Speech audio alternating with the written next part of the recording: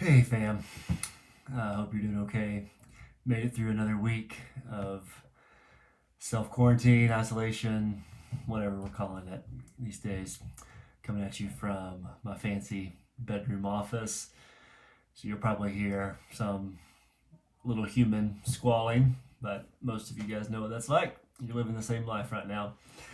Shooting a quick video, um, give you a couple of updates that's pertinent to what's coming up.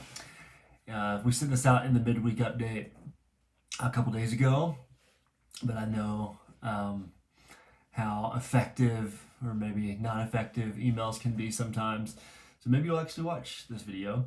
Let you know reason for a change. So this Sunday at 5 o'clock, instead of our Zoom calls that we've been doing the last 3 weeks or 2 weeks or whatever it's been, we are not doing that this Sunday, and instead we are live streaming a pre-recorded gathering that we recorded earlier this week.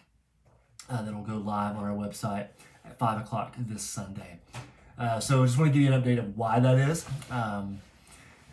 And really three main reasons. One is if this is going to be our new normal for the next little bit, which it seems like it is, we just want to remove as many distractions as possible so that we can focus as best we can with the limitations of technology on the Word of God and on a gospel shaped liturgy. We believe those things are important, even though we can't gather together. Church is more than our Sunday gatherings, and I feel like we're living into that in many different beautiful ways.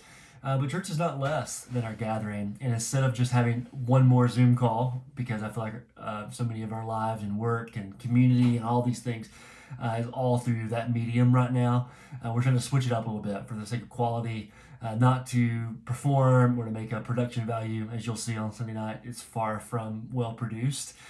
But to kind of pivot on that a little bit, to maybe switch some things up. That maybe our hearts will receive it a little better. Just one way to serve one another in that way. Second piece, more important than that, is trying to make that a little bit more accessible to outsiders. Easter is coming up next Sunday, which is crazy to think about. This Sunday is Palm Sunday as we prepare our hearts for all that. And so just thinking about all the people that are open to the gospel and maybe to church, provided that churches were meeting. How can we make ourselves conducive to those things? A Zoom call probably isn't open to people that aren't already a part of our church community. And so the people that are already on the fringes of our church, that maybe have been a part of our family meals or something like that we've been sharing the gospel with, they're probably not just going to come into a Zoom call. So how do we leverage this moment we find ourselves in and not try to be online church and any of that? But to say that so many people are on their screens right now, and can we leverage this season to try to reach people that we wouldn't be able to reach apart from that?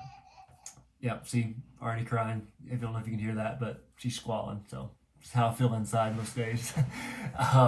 So can we do that? So I'll just encourage you as you share the link to theoakschurch.net this Sunday and definitely for next week on Easter and then the weeks to come until we can meet again in person, which is the good stuff that we long for, we ache for.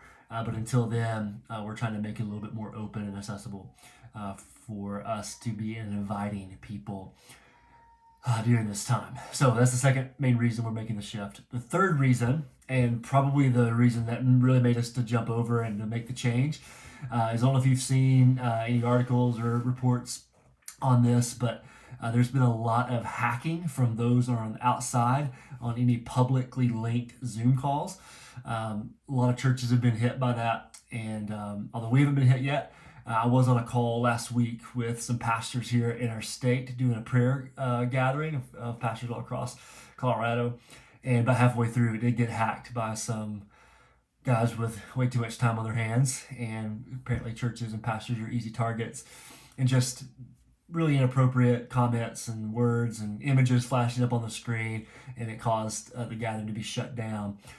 So we can password protect it so that stuff doesn't happen. But again, that is not in any way conducive to those who are on the outside. And we want to be able to be public in this season for anybody that wants to tune in to what we're doing. So that's the main reason that we're pivoting, because we don't want we're trying to worship Jesus for anything to happen, especially with our kiddos in the room and watching. And so those three reasons all combined, we're pretty excited about the change. And so it's live stream. We'll go live at 5 o'clock. There'll be some chat functionality from the platform that we're going to try to use. So there is some semblance of gathering together at one time at 5 o'clock. So we still encourage you at 5 o'clock to remove distractions and to plug in with us and invite people to join with us. But if for whatever reason you can't make it at 5 o'clock, that link will be available to pre-recorded video. And so it's really not live stream, but it kind of feels a little gross and weird to me. But it's just the season we find ourselves in. And for bandwidth, we probably don't need to go live on YouTube or anything like that. There's been a lot of issues with that because like every church is doing that. So there's some wisdom in pre-recording. So if you can make it at 5 o'clock, that'd be great. So we still have a semblance of being together, even though we're not together. But the link will be available on our YouTube page throughout the week if you can't make it at 5 o'clock on Sunday. You can share it more broadly that way, okay?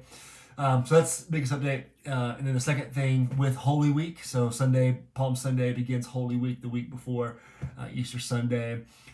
We had a lot of things planned before, serve projects and brunches together and all these fun things to do that all those things obviously aren't happening now. One of those things was a Good Friday gathering. And so instead of doing another Zoom call and not trying to pre-record anything, but we are going to go live on Facebook and YouTube at 7 o'clock on next Friday night. So not tonight, but next Friday night, Good Friday, for a very short 15-20 minute just reading of some of the Passion narrative and Isaiah 53 and just some communal prayer that I'll be leading us in, probably here from my bedroom. And so we would love for you to join us in that, share that, just to take 15-20 minutes to go to that lonely place with Jesus where he took our place and paid our debt, and to meditate on that, to prepare our hearts for the good news that Easter is coming, and that there's dawn that's breaking into the night. So Holy Week's coming up. We'll also be sharing a lot of resources day by day into your inbox through the week of Holy Week, just to really gear up our souls for Resurrection Sunday. So all that stuff's coming. Just keep on the lookout. But we love you guys. Miss you a lot. Can't wait to hug you. But until then, air high five. Hope you're doing well. If you have any needs whatsoever, holla at your boy. Let me know. Okay. See you guys soon.